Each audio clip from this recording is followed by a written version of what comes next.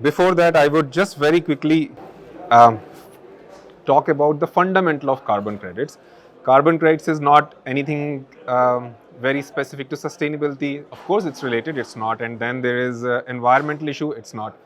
Carbon credits or GHG, it's related to GHG basically. Yeah. So if an activity is generating less pollution or is not generating pollution at all relative to the industry, then you can claim that you are reducing the emissions. That's how it works. In the Indian context, if you see, there is a technology boom that is happening. A lot of industries are changing. The way we operate is changing. So at this point of time, if you see EV industry, for example, which is related to automobiles, right?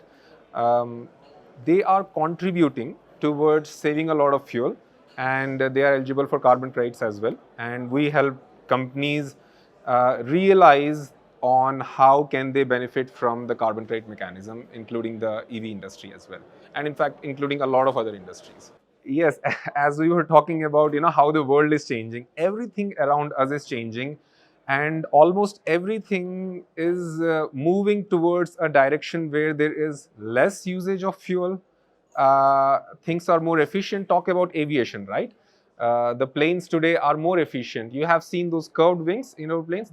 Those wings save like about 3% of fuel, right? And there are a lot of other things. Taxiing on the runways happening with electrical motors. That saves fuel as well. That is one of the things. In the motor industries, we are shifting towards EV. If our grid emission factor, what I mean to say is, if our grid is predominantly renewable, eventually we will be actually doing a lot good with EVs, right? That is another thing. And if you talk about Internet of Things, like too many things are happening, process have become a lot more efficient, raw materials have changed.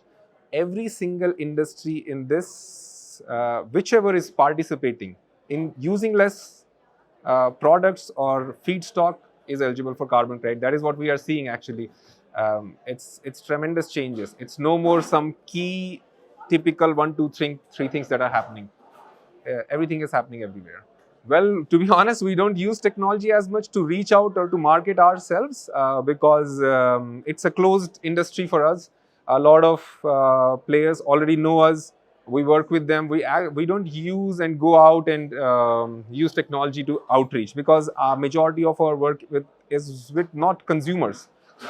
What I mean to say is like independent consumers, but it's with larger companies. Say, for instance, it can be Tata, it can be Infosys, it can be larger, very big companies. Well, yes, that we have a dedicated team which is continuously studying what is happening, like around the globe. We are studying how things are changing. Now, what is happening is with respect to fuel, right? It is a big deal. We have shortage of oil, and you see it everywhere in the news. Now, a lot of people, smart chaps who are working on technology, we keep eye on them, right? What are they doing? And once we realize they are doing something good, we reach out to them. Say, for example, waste oil.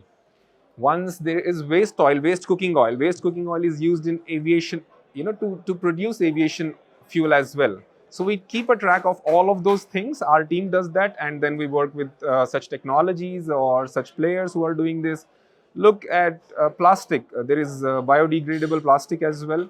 All of these things. Basically, we keep track of the companies who are doing unique works, and we reach out to them. Fantastic. It's the participation is really good.